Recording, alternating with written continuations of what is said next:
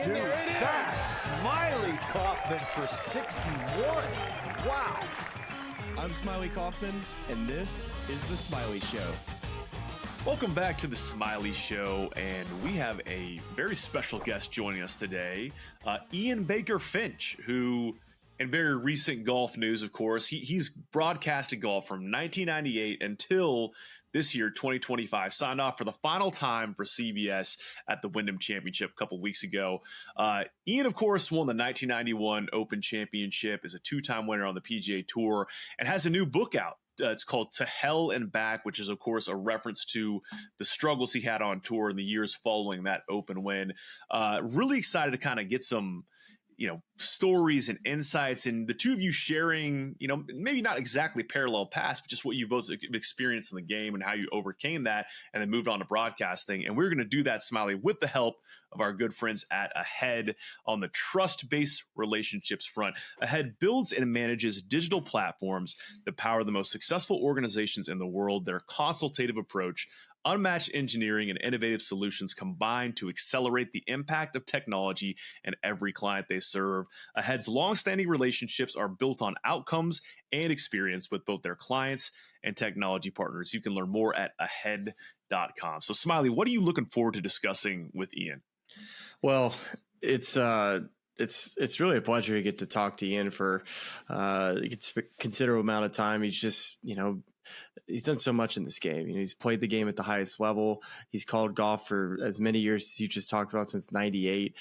And he's just been a voice that it's comforting, right? It's the voice that you've always known, and any person that have ever gotten an opportunity to meet Finchy in person, he's so good at just giving people their time and just making everybody feel important. I think that's the long lasting impact he'll have as a person, and of course a legendary career on the golf course and then off as well. So for me, I always love the impersonation of Ian Baker-Finch here.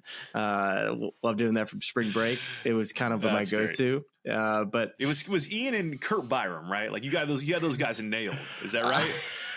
More so Ian Baker-Finch. I remember Kurt. I didn't even really know Kurt that well, and Kurt's like my mentor now, and so we laugh about it all the time. And I was like, man, why'd you throw me under the bus? Like, he thought I was like throwing Kurt's name out because it was just for whatever reason, he was just always upset I use his name, but it's funny. That's a good, I'd forgotten that piece of it. So we got to get Ian's take on your Spring Breakers broadcasting. This is going to be a really fun one, a cool one. It's going to touch on a lot of different things. So I will waste no more of your time. We'll get you right to Smylie's conversation with Ian Baker-Finch. All right, welcome back to another episode of The Smylie Show. We have a guest that I'm thrilled about today with Ian Baker-Finch joining the show. And Ian, first off, congratulations on an incredible career in broadcasting. You've been somebody I've looked up to for a very, very long time. So first off, congrats. Thank you very much, Smylie. Great to be on with you. You're doing a fantastic job there. So it's the young guys like you and Colt, Amanda on the CBS side. I mean, that's what it's all about now. You know the players so well, and you're doing a fantastic job. Yes, and it was such a great send off watching CBS. What they, how special it was over the last couple of weeks. There wasn't a dry eye. It seemed like in the compound or in that booth at the Wyndham Championship. Well, oh my God, it was a beautiful, beautiful send off, and of course. I was underprepared. I had no idea. Sellers Shy is our producer. He does a great job. He's turned it around. It really is amazing, the pictures we put out and the production quality. It's really special. And he said, hey, you be ready. This is going to be a couple of weeks of celebrating you, So I still had no idea that the tributes would be the way they were. And as you could tell from my response at the end when they kept showing all these old photos. That got me in. I can't imagine how you felt. She's crying her eyes out, and I'm like, stop. But anyway. It was incredible and very, very well deserved after an incredible career in broadcasting. But one of the things that have recently come out for you is a biography, To Hell and Back. talking about your story in the game of golf, written by Jeff Saunders. And I want to first kind of get into this because for the most part, and when we have players on this podcast that have come on, we always detail, their history in where they got started in the game and their journey. And there's no better read, I imagine, than this book that I'm super excited about reading, because I think there's going to be so many things that I read from your journey that I'm going to be able to relate to from my own personal journey in the game of golf. So when did this book come about with Jeff and wanting to get something down on paper for everybody to read? For a long while now. I'm 65 at the end of the year. I've been involved in the game. I left school at 15 years of age to be a golf pro. That's all I ever wanted to be. I wanted to be a club pro, giving lessons, helping people out in the club. I came from a very small town, a rural area where the nearest golf course was 6 or 7 miles away. My dad and the farmers in the area did it all by voluntary labor, built the course. So that's really where I came from and what I wanted to do. I just became a good player along the way through my effort and wanting to be as good as I could be. I think a lot of players, as you said,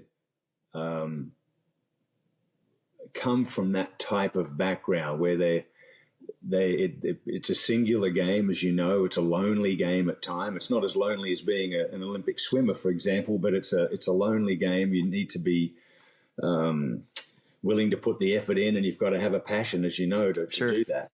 So the book starts out with that, and then it ends up where I played well. Then it goes through the phase where I didn't play so well, and then the last 20, 30 years doing the TV. So it's a long-term read about my life in golf, about an era in golf, if you will, not just about me. It's not like I throughout the book. Right. And I'd always been asked to do this book because of my rise in golf and then seemingly my sudden demise in the game when I lost my confidence and was injured and couldn't play well anymore, or certainly couldn't compete. So I'd always kind of put it on the back shelf. I didn't really want to do it. Journalists had asked me a lot of times, come on, you should tell your story. And then I finally met Jeff about 3 years ago, more than maybe 3 or 4 years ago, and he came to me and he'd written a book on my great friend and mentor, Peter Thompson, and also on Sir Bob Charles, a New Zealander that also won the Open Championship back in '63. And he said, I'd like to tell your story. And he convinced me over time. He wrote a couple of chapters, sent them to me. Sorry for the long-winded answer, but no. Basically, he convinced me that this story needed to be told for my family, for my grandchildren. They want to look back on this and say, wow, that's what Grandpa did. So that's where it started. And we spent basically 2 years, either from the States to New Zealand and Australia on some sort of format, voice, audio, this way, podcast style at times. And then when I came back to Australia for 3 months each year, we'd just sit down at the coffee shop at 7 in the morning for a couple of hours and we'd tape interviews and we got lots of stories. And so that's basically why we did it. I trusted Jeff. He's done an amazing job of writing this book. And I'm really a part of the book, a part of an era in golf, and my journey's being told. So it's very proud of it. The editors wanted to cut it down to about 80 or 90,000 words, which seems to be what sells the best these days. We cut about 30 or 40,000 words of stories out of the book. Wow. We might have to write another one, actually, just on TV, because basically, there's so many stories from that, I imagine. Oh my God, we could do a podcast for 5 hours just on you, me, Colt, and David Faraday. So anyway, it was a real cathartic journey through the last 40, 50 years in golf for me. Well, I'm very excited to read it. As much as I'm on airplanes, I'm always trying to find a new book to read. So I'm super excited to read this biography and To Hell and Back. So very, very happy for you. Thank you. And it beginning published. So go check it out.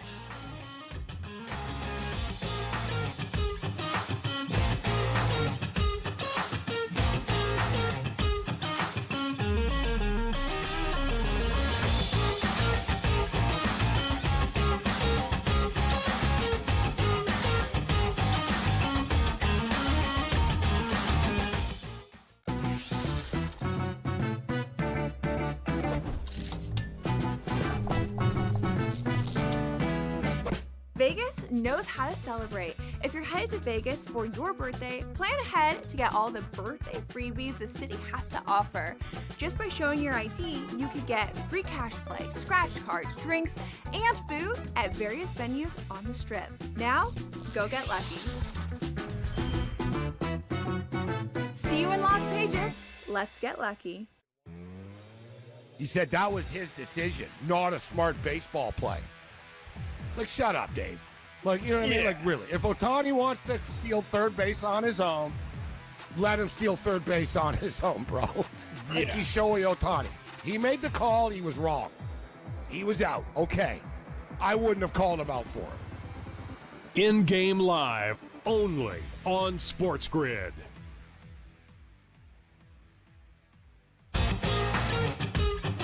Multiple times on 18 today. It was just so wild. I mean, the distances, JJ hit it to the exact same spot. He had 30 feet, 36 feet, and 30 feet, and made the second playoff hole, the 30-footer there. And then they go to recut the hole. Which I like. I like that, by the way. Oh, I thought it was great, but I'm like, dude, he might hole out from the fairway. Like, they cut the hole where he's hit every single approach shot. The Smylie Show, only on SportsGrid. What would you tell the people right now, though? Like, okay, I like the Rams heading into the season, but I'm not sure about Matthew Stafford because people want to get their bets in. People want their team totals. People want to bet week number 1 here. So what's your prognosis on the Rams? We'll talk long-term in a second. Week number 1. Are we just going to say, like, yeah, he's ready. Bullets are flying. He looks great out there because he is a tough dude. But again, a back injury for a quarterback trying to get all that torque on passes, usually not good. The Early Line, only on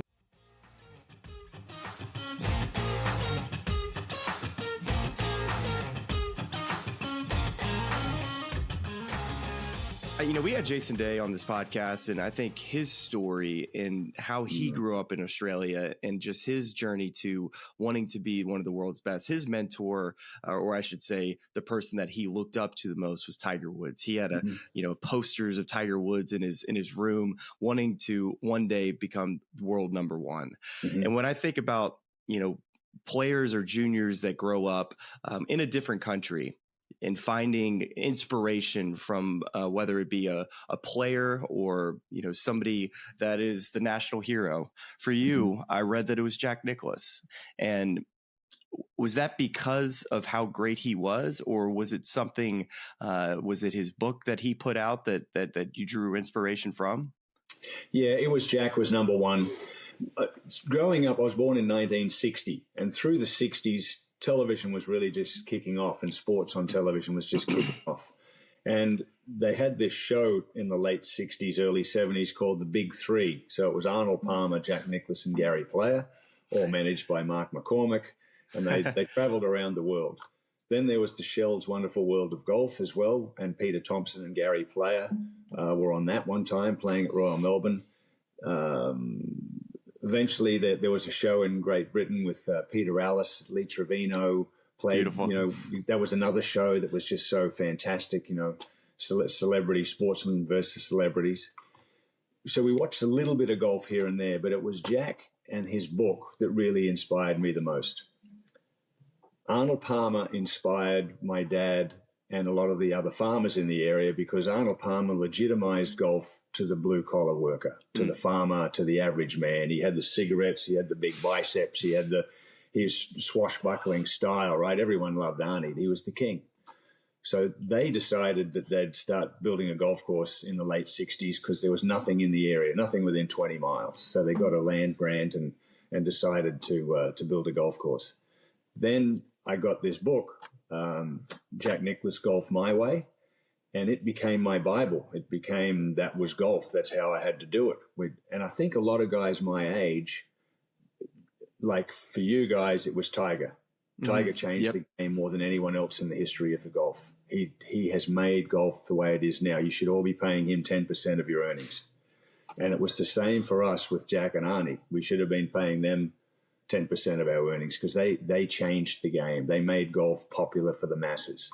So that book that Jack wrote, Nick Faldo, Greg Norman, a whole bunch of guys, they're a bit older than me, but our era from the 60s, that and then the early 70s, that was the book that we all, basically taught ourselves. I didn't have I had a little 9-hole sand scrape course with no bunkers, just a fun little farm course, basically, that's turned into a beautiful golf course now, Bielwa Golf Club on the Sunshine Coast of Queensland, spectacular public golf course.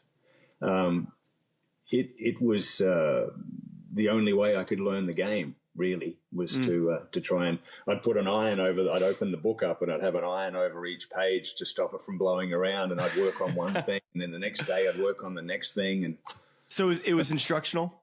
Yeah, it was if you look it up, Golf My Way, it was really just a picture of Jack and lots of images, lots of drawings, and lots of rendered photos of Jack and how he did it.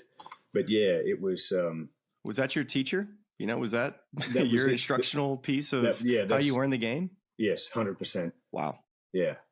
Yeah, it was. And to think all the things that juniors have at their disposal now, and here Ian Baker-Finch is reading Jack's biography or his instructional book like it's the only way, and that's so cool. And then through each birthday I get another book. I got one on Lee Trevino on strategy.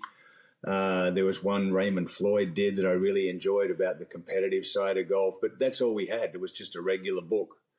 We didn't have, Ledbetter, Harmon style coaching until the late 80s. There was really nothing around before the mid 80s that I'd read an article. A friend of mine ran a newspaper business, a news agent, we call it in Australia, and he would cut out stories that David Ledbetter and other great coaches put out in Golf Magazine or Golf Australia Digest, those sorts of things.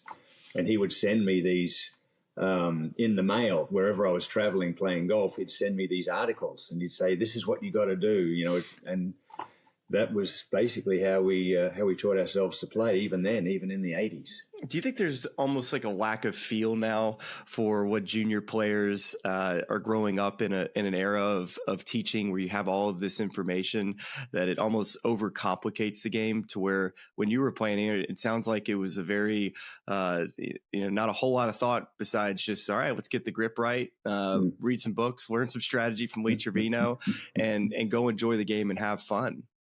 100%. And we'd have our scorecard. We'd go to a golf course to a tournament. We'd have our scorecard and we'd write down on each hole. We'd pace out. We'd get to our drive and we'd look for something on either side of the fairway, and we'd say pine tree lined up with white stake on the right, and we'd pace it out 152. So I had one thing on each hole on my scorecard. That was my yardage book.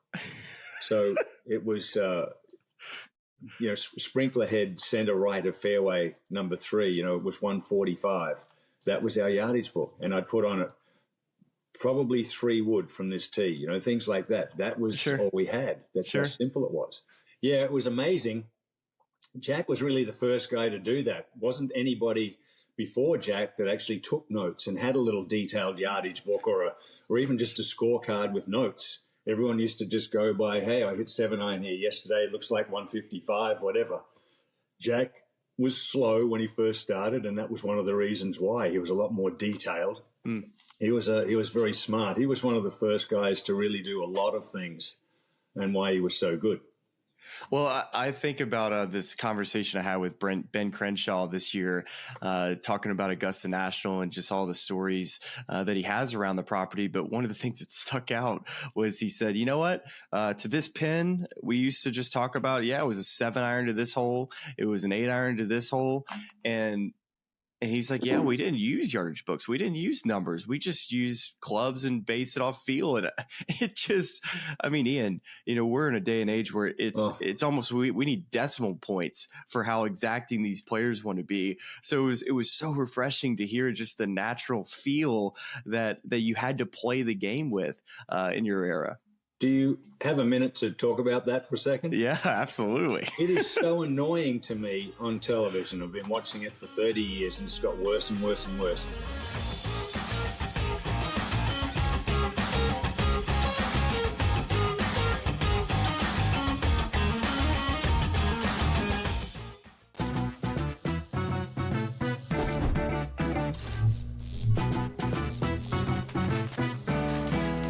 Want to play roulette? Here's a tip. European roulette has a lower house edge than American style. The lower the house edge, the better shot you have at winning. Most online casinos offer European roulette. So, if I were you, I'd get spinning. Now, go get lucky. See you in Lost Pages. Let's get lucky. This is the moment every fan waits for. The countdown's over. The road to kickoff has begun. Play is here to stay. I'm not going to name names, Kevin. From win totals to player props, from division races to MVP debates, we've got eyes on every camp and data feeding 24/7, breaking down every angle across the league.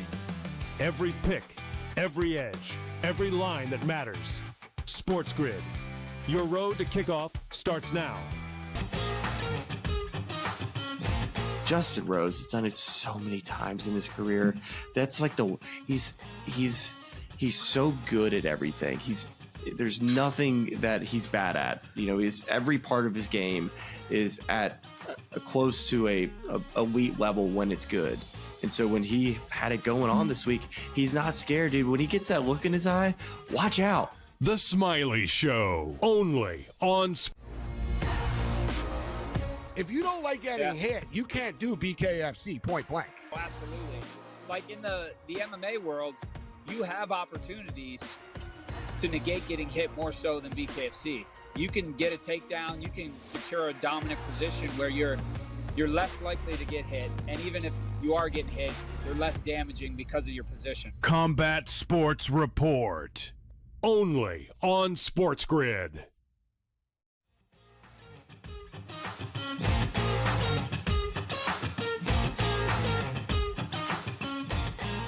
How can you hit the shot in 40 seconds if the caddy talks for 2.5 minutes?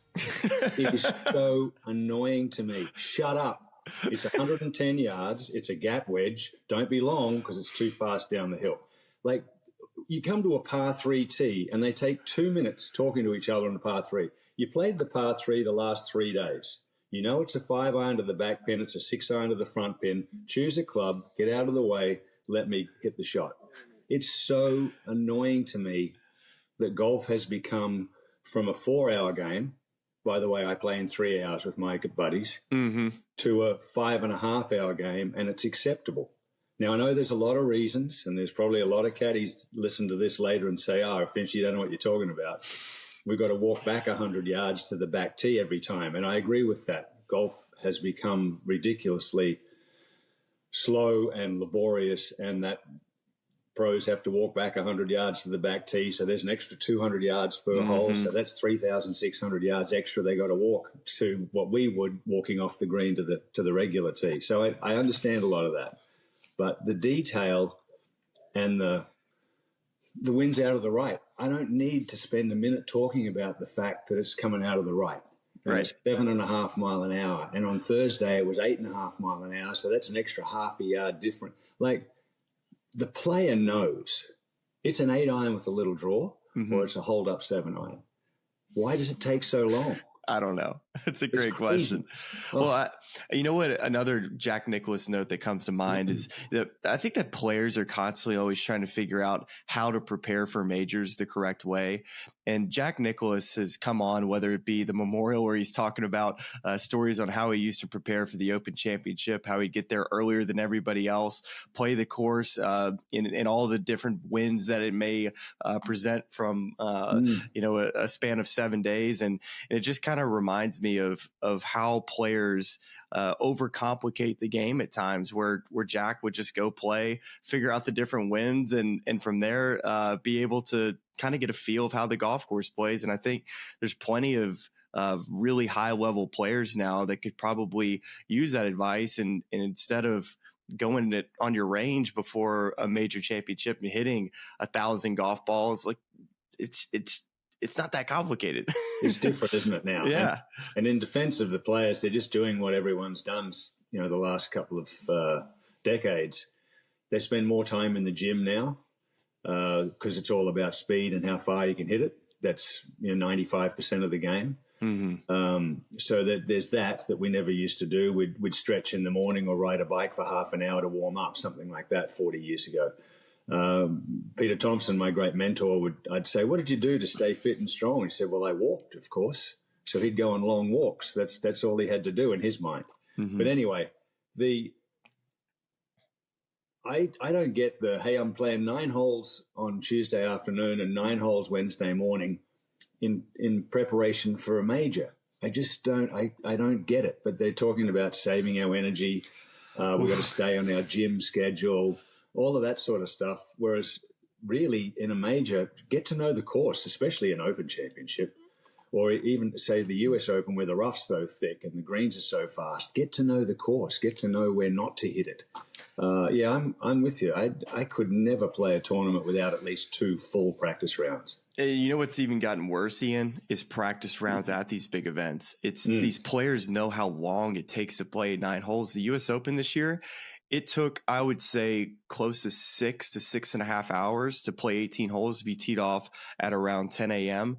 It's just ridiculous how long it takes players to get around a golf course and prepare to try every single shot. I 100% agree. But you know what? That's up to the people running the tournament. They should just say, guys, it's a 4.5-hour day today. It's 2.5 hours max per 9.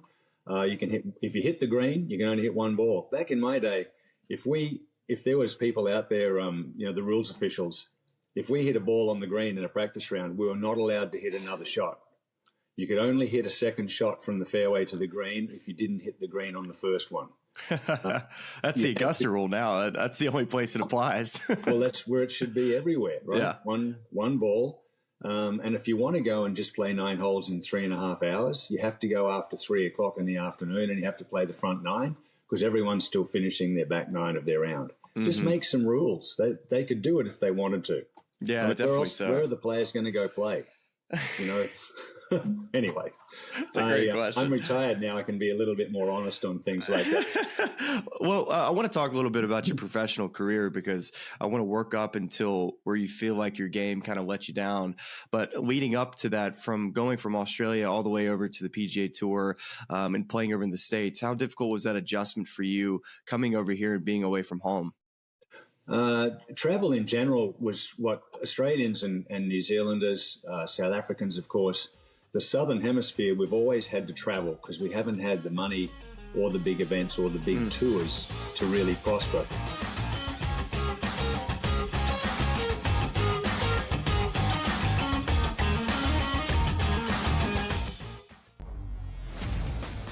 The Mets are a game and a half up in the wild card race from the Cincinnati Reds. But the Cincinnati Reds are 16 to 1, Joe. 60 to 1 to win the pennant here. But I do find myself looking at the New York Mets saying, there's too much talent on that team, and we know how things work out, even with the Philadelphia Phillies in the playoffs last year. Hey, we're a good baseball team. Mets get hot at the end of the year. Mets knock the Phillies out of the playoffs. We've seen that happen before. The Early Line, only on SportsGrid. Jalen Lane, 4th-round receiver from Virginia Tech, who's a dynamic slot receiver. Run after the catch. He's had a phenomenal camp. Really great offseason. He is really gifted. And obviously with McLaurin not practicing, he's getting a lot more of a look. Right. Now, the problem is, without McLaurin, they're not very deep at the outside receiver position. But Jalen Lane is a stud talent. I'm telling you, this kid should have gone higher. Newswire, only on SportsGrid. He's going to regress a little potentially in touchdowns, but his role's not going to change. There's no other superstar on this team besides Josh Allen. So to me, James Cook, they need James Cook if the Buffalo Bills are going to repeat in that division again. They need him to be that guy in the offense because there isn't another star around Josh Allen. So James Cook is as close as it gets. I'm sorry. It's not Khalil Shakir. It doesn't look like it's ever going to be Keon Coleman or Dalton Kincaid. Fantasy Sports Today, only on SportsGrid. This is the moment every fan waits for. The countdown's over. The road to kickoff has begun. Play is here to stay. I'm not going to name names, Kevin. From win totals to player props, from division races to MVP debates, we've got eyes on every camp and data feeding 24/7, breaking down every angle across the league. Every pick, every edge, every line that matters. SportsGrid. Your road to kickoff starts now.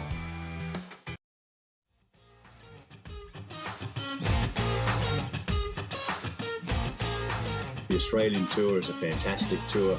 It taught me the game. I played there for years before I did travel. So you get used to traveling. All sportsmen in the Southern Hemisphere have to travel to the Northern Hemisphere for the summer to be able to perform and compete. So we got used to traveling, and we're good travelers. I played in Asia first, then Europe, then Japan, and I had, with my wife Jenny, who's been with me since 1984, we decided that when we started traveling, that when we decided to have kids, that we would play the US tour because it was easier to travel in the US. They had creches, first time, they had food in the locker rooms. They had cars given to us. I still remember I played the Memorial Tournament in 85, and I got a Trans Am Pontiac. I line up, I'm 24 years of age, and someone gives me a red Trans Am Pontiac to drive for the week. I'm like, I am in heaven. What's going on? So all of it, Nick was sponsored by Pontiac. So anyway, we just got used to having to travel and live out of a suitcase. And Jenny traveled with me. And then when we decided to have kids, Haley was born in February of 89. Late 88, I went over and played 3 or 4 tournaments in the US. I got my card, nearly won the World Series, bogeyed the last 2 holes to lose by a shot.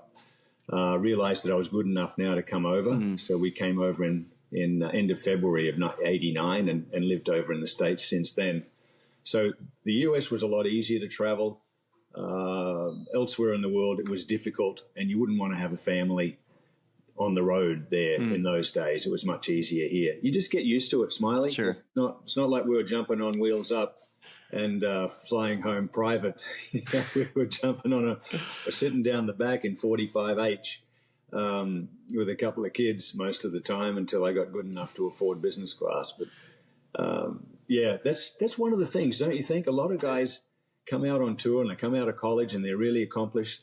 They got to learn a lot of things in professional sport, and being able to travel and spend your time away from home in a different hotel room every night and a different pillow every week and different food. It's not easy. What comes to mind for me is the players now that are making out on the PGA Tour. They're started much, much earlier, the cycle to want to be the best at what they do. And I think it's the PGA Tour, how condensed the schedule has gotten, how competitive the schedule is to be able to keep your card year in, year out. I'm curious to ask you from a burnout standpoint and your recollection of what it was like on the PGA Tour when you were playing, and as far as the amount of cards that were available, where the travel schedule went to, as far as just bouncing around to different places.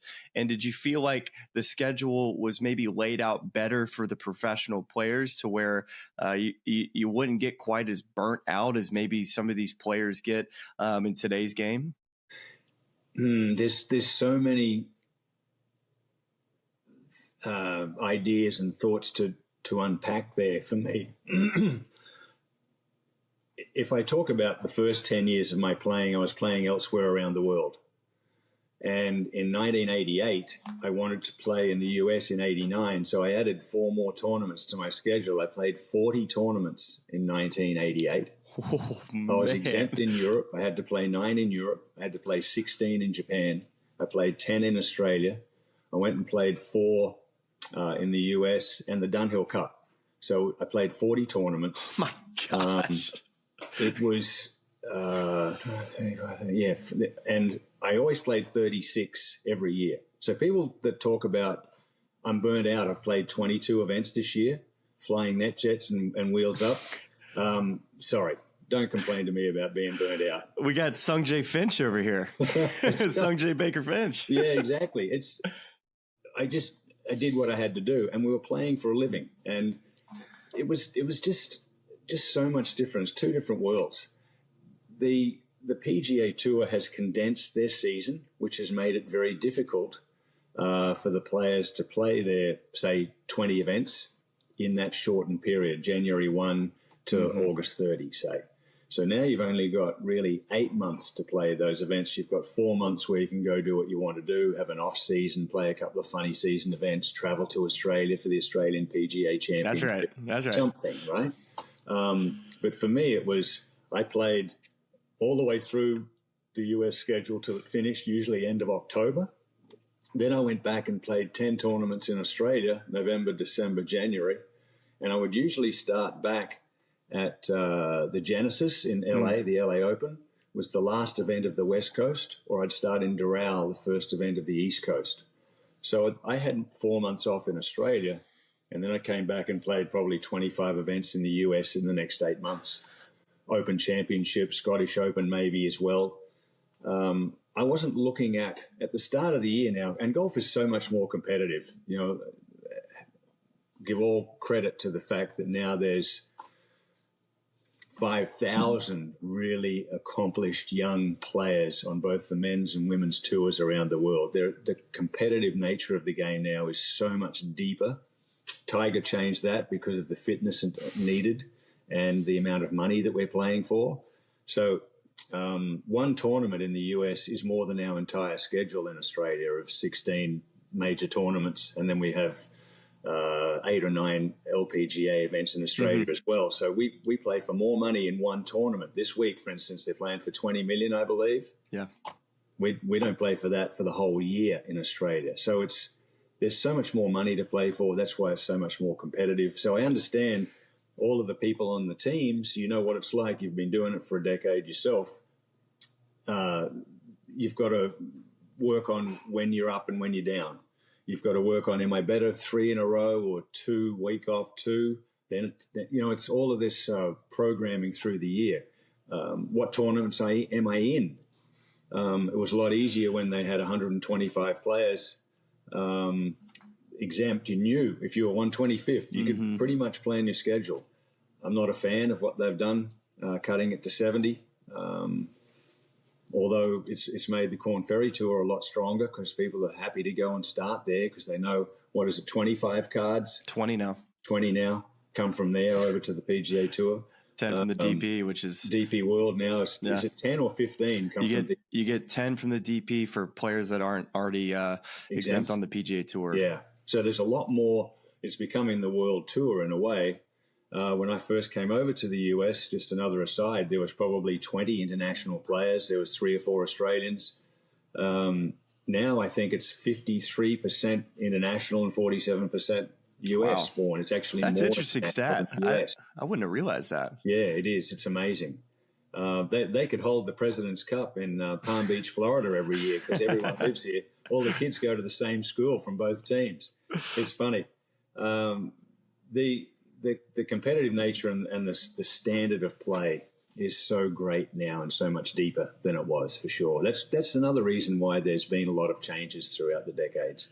I can't wrap my head around playing 40 weeks out of the year. I don't know if I like golf that much. I can imagine it might have been why I burned out early too. You know, I wore myself out. I had to rehab my shoulders. My feet were all locked up. They're sort of like in constant cramp. I had to tape my feet for 3 months. Couldn't wear shoes. I had them all separated so I could walk again.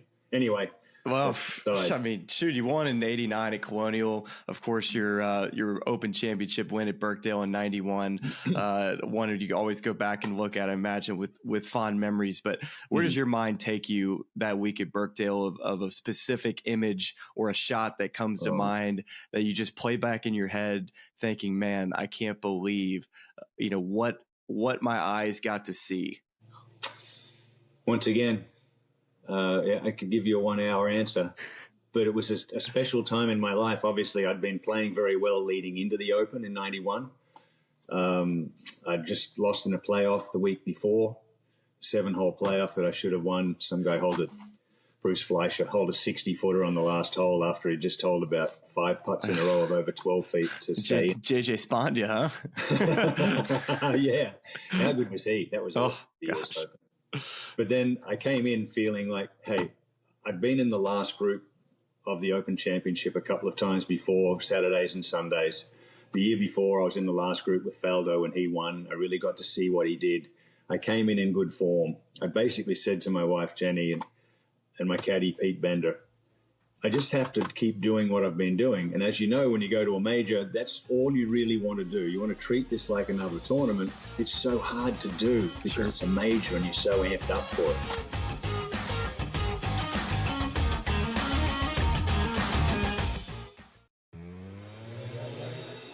You can't get thrown out like that. You just can't. It's the only thing he's good at is yelling at umpires. Yeah. Other than that, he has no feel for the game, no grasp of the game, no idea how to manage a bullpen, no idea how to write up a lineup card. He certainly has no feel for high leverage spots and who to bring in. Devin Williams.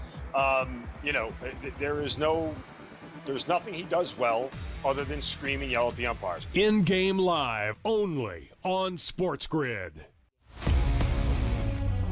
Tigers aren't out of first place. They're still in first place, Tom, by 5 games over the Cleveland Guardians. But you see, like, last 10 games, Detroit Tigers 5-5. Last 10 games, Guardians. Winners of 9 of 11 games, winners of 5 straight games. They're only 5 back now than the Kansas City Royals, sitting at 8.5 back. The Detroit Tigers, so much fun this year, but now facing adversity with a month and a half left in the season. Pro Baseball Today, only on SportsGrid. He is not Derrick Henry. He is not one of those special backs in that sense. A really good one that's been outstanding in fantasy for quite some time. But you can also hear the buzz recently about it being more of a split backfield. And if that's so, then Aaron Jones' value takes a hit, Jordan Mason's value goes up, and there's an opportunity at some point, if Aaron Jones misses time, where you can see Jordan Mason take that backfield over. Fantasy Sports Today, only on SportsGrid. The Yankees have an 80.7% chance of still making the playoffs. That just tells you that parity is alive and well in Major League Baseball, where mediocre teams can still make the playoffs, and the Yankees are mediocre but have above mediocre talent. So if they can put it together, you still got an 80% chance of playing postseason baseball. The Early Line, only on SportsGrid.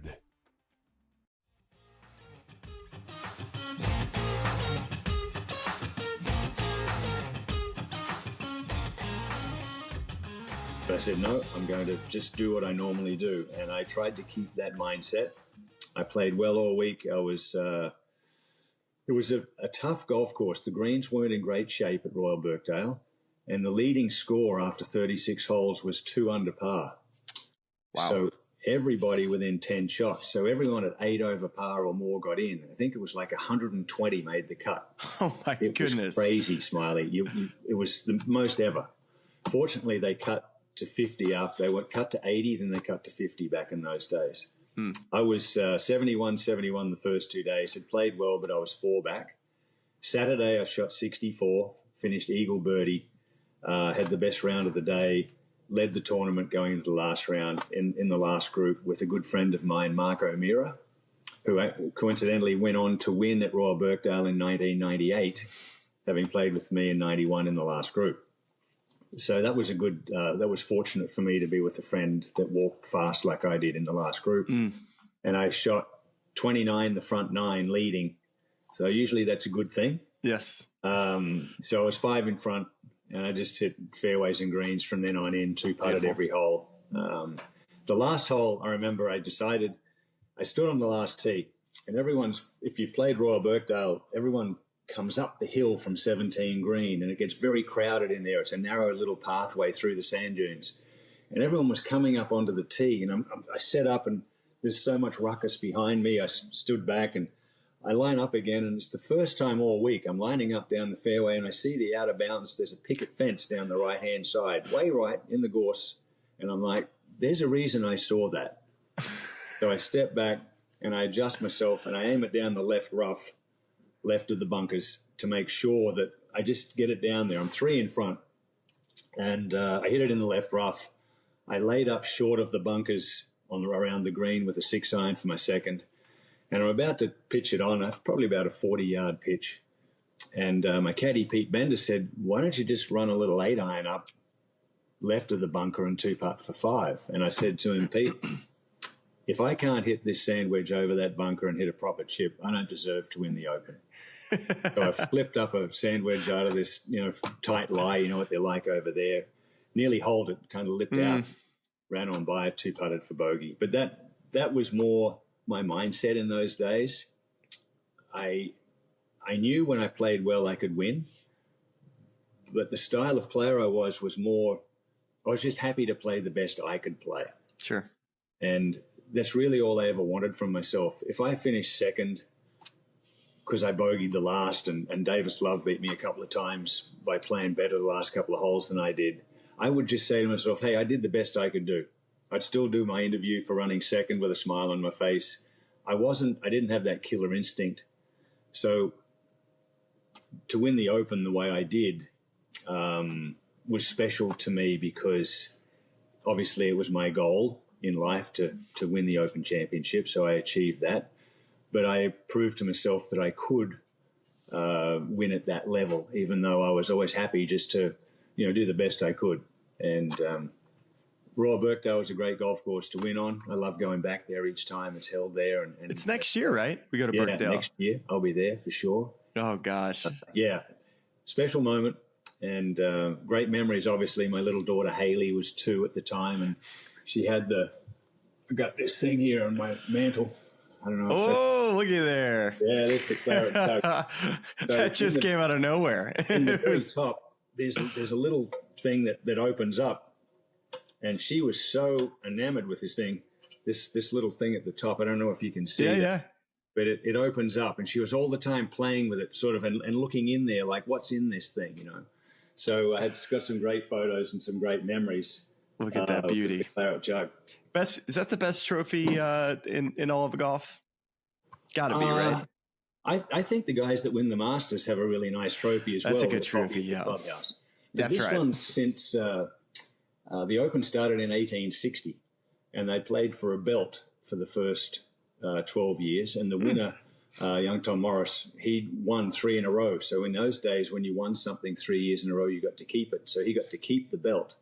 And then they commissioned this claret jug from 1872. So that jug, well, that's mine. It's a replica, obviously, but the jug's been around since 1872. It's a pretty cool trophy. God, the title fight belt came from old Tom Morris. Who knew? I had no idea that boxing was taken from the Open Championship. That is so good. That's the tradition. Wow. Unbelievable. Well, yeah, that was a special moment, mate. Thanks for bringing that up. It really means a lot, still does. I take the trophy up to the club each year, and in Open Week, if I'm home, let everyone take photos, and we pour some good claret in there and drink out of it. Well, I sure would love to take a stroll with you next year at Royal Birkdale, of course. Come on over. Very excited to be there for the Open Championship next year. And I want to just quickly turn the page to, we just came off one of your career highs, obviously winning the Open Championship. This is the high point in your career. Mm-hmm. And take me through to where eventually you lost confidence in the game. Was it physical that led to the mental challenges? Was it did I hear injuries were maybe involved a little bit? Shoulder? Yeah.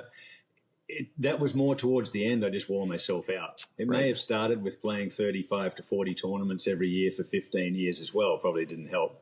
So was there a particular shot that started just showing up out of nowhere that you couldn't figure out? It didn't happen straight away. In 92, I had a chance to win the Masters, eventually finished 6th. I putted bad the last day. Had a chance to win the US Open at Pebble. I finished 2nd at the Players' Championship. Played pretty well through the US Tour. Finished, I think I was about 15th or 16th. Had finished top 20 at the Open. I played okay, but at the end of the year, I was 24th in the world rankings. And I was so pissed off. I was so angry at myself for having dropped from top 10 down to 24th. I didn't even go to the World Championship of Golf. There was top 25 were invited. I said, no, I don't deserve to be there. I'm not playing. And that was really my mindset. I had let myself down that year, I felt. So in 93, I started trying to change things. What had caused my demise, down to 24th in the world rankings in 92. So expectations were the beginning. Exactly right. I look back on it now and think what an idiot I was. And I tried to hit the ball farther, and that changed my swing. I tried to flatten my path, tried to get my wrist this way and get it a little deeper on the way down when I'd always been a cupper. I couldn't miss a fairway if I tried in the old way. It just dripped down left to right about 3 yards every time. And as soon as I tried to change this to this, I lost it. A lot of players listening might understand.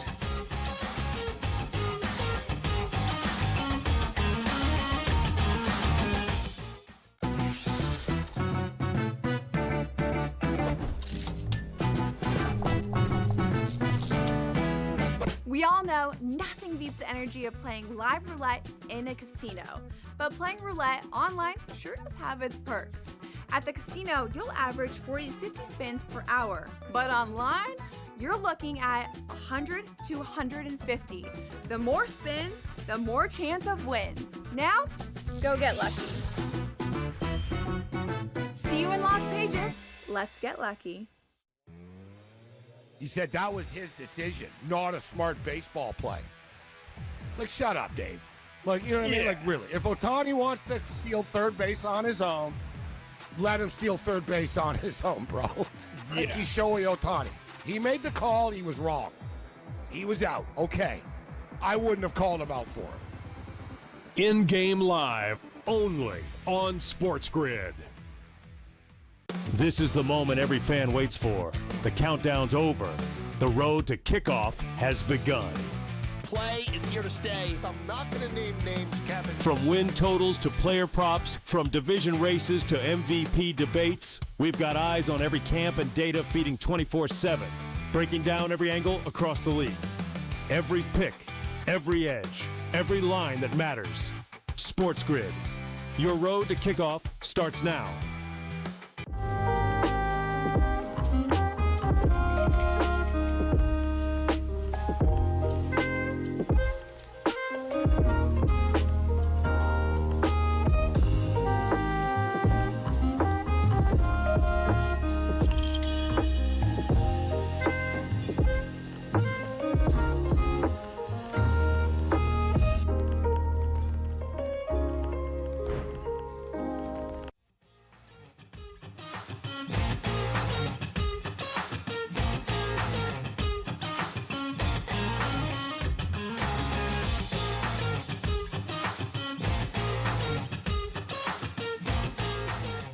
I was given that advice as well, and I've quickly figured out over, I say quickly, it's been probably 4 or 5 years of trying to get my left wrist flatter and more flex, how it didn't work for my body pattern and my shot shape.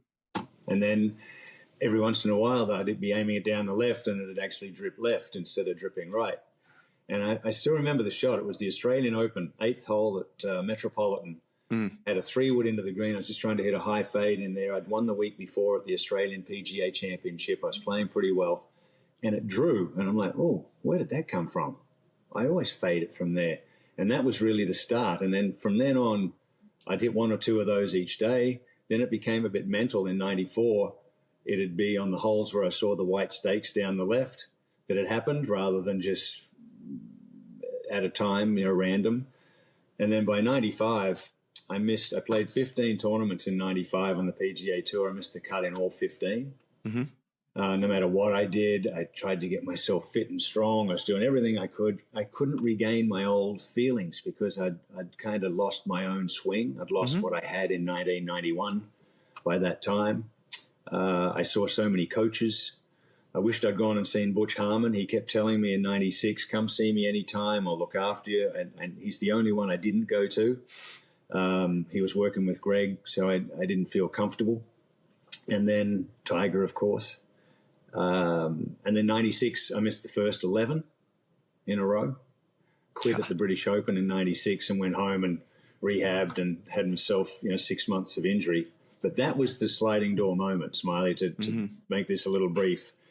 I struggled for those 2 years, did my absolute best. I still had 5 years exemption. I had a 10-year exemption on the PGA Tour. I just threw 5 years away and said, no, I'm stepping away from the game. And I started doing the television in Australia that year, that summer. And I did 12 events in a row. And that basically was the sliding door moment when I was offered a job over on the PGA Tour with Jack Graham and ABC. After that, a couple of years later when the television contract changed. I did 12 events a year in Australia for a few years and got better at it and good at it. And that from struggle where it was mental based on me trying to make swing changes. Then it became really mental anguish, anxiety, if you will. Kind of like the yips. Guys get the yips putting and they fear a certain style of putt, whether it be a 45-foot putt up a hill or whether it be the downhill left to righter. Whatever it might be in their mind, it's that anxiety level that changes our ability to do what we do so well. When we're brain dead, we're just going, we're just so focused. And I lost that ability and that ability to compete. And did that go away ever? Has it gone away since you got into broadcasting? When you had those 5 to 10 years in broadcasting, was there a time in which you're like, you know what, I feel like my confidence is coming back a little bit, but I found a sense of purpose maybe in broadcasting that is pulling you more towards this versus wanting to continue to chase the competitive game, which, I mean, it doesn't surprise me either. The fact that you played so much golf, it probably was refreshing to get into broadcasting. In a lot of ways, and the pressure was a lot less, obviously. You understand now, you've been doing this for a few years. It's a different style of pressure. Here we are talking to millions of people, hopefully, millions of people on your podcast. But it's a different type of pressure. We're just doing what we're comfortable and what we know. When you're trying to compete and hit a tee shot off the first tee at Augusta National with millions of people watching on TV and thousands of people there in the galleries, when you're doing it well, you're showing off. When you're doing it poorly, you're fearful. And that's the big difference, I think. I'm now, obviously it's 30 years on, but I don't have any of that anxiety off the tee anymore. I never miss a fairway. Mind you, I only hit it 250 yards as well. So it's like your 5-iron. So you're telling me that you're telling me that there's light at the end of the tunnel. That's what I need to hear. I figured it out over a couple of years. I went and played the Colonial a couple of times. When in my 40s, I shot 67 the first day one time, and then I was playing really nicely. I was going to make the cut, and I hit a hook on one hole. I think it was the 5th, and made 7 and missed the cut by a couple of shots. So I at least proved to myself that I could still play a little bit at that level. But the security of the job at ABC at that time, and now for the last 20 years, CBS, when I got to 50, I was offered a 4-year extension on my contract. And I said to Jenny, do I give the Champions Tour a go, or do I stay with TV? And we decided that it was much better to stay with television, which I did. I was only doing the weekends, so I had more time at home with the family.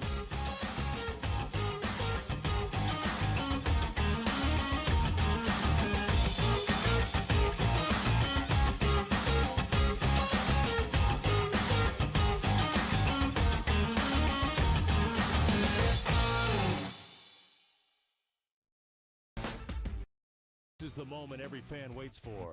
The countdown's over. The road to kickoff has begun. Play is here to stay. I'm not going to name names, Kevin. From win totals to player props, from division races to MVP debates, we've got eyes on every camp and data feeding 24/7, breaking down every angle across the league. Every pick, every edge, every line that matters. SportsGrid. Your road to kickoff starts now. He is not Derrick Henry. He is not one of those special backs in that sense. A really good one that's been outstanding in fantasy for quite some time. But you can also hear the buzz recently about it being more of a split backfield. And if that's so, then Aaron Jones' value takes a hit, Jordan Mason's value goes up, and there's an opportunity at some point, if Aaron Jones misses time, where you can see Jordan Mason take that backfield over. Fantasy Sports Today, only on SportsGrid. It's a safe shot, pin high left with a 6-iron. And then this is where JJ enters the fray again and hits this like slice 5-iron. That was just, I mean, it curved probably a good, 30, 40 feet, almost flies in the hole. And it was just a crazy shot because nobody would ever really try to hit that type of slider. The Smylie Show, only on SportsGrid. An HRR, parlay a combo that you want to do. I generally prefer away teams and players that hit at the top of the lineup or in the top half, just because you are guaranteed just that extra plate appearance here or there. How many times, throughout the season, I've been like, listen, if this guy gets on, he will have one more at bat in the 9th inning, and if he doesn't get there, he doesn't get there. If you just take them that place higher, they're going to be in a spot to cash that bag. Pro Baseball Today, only on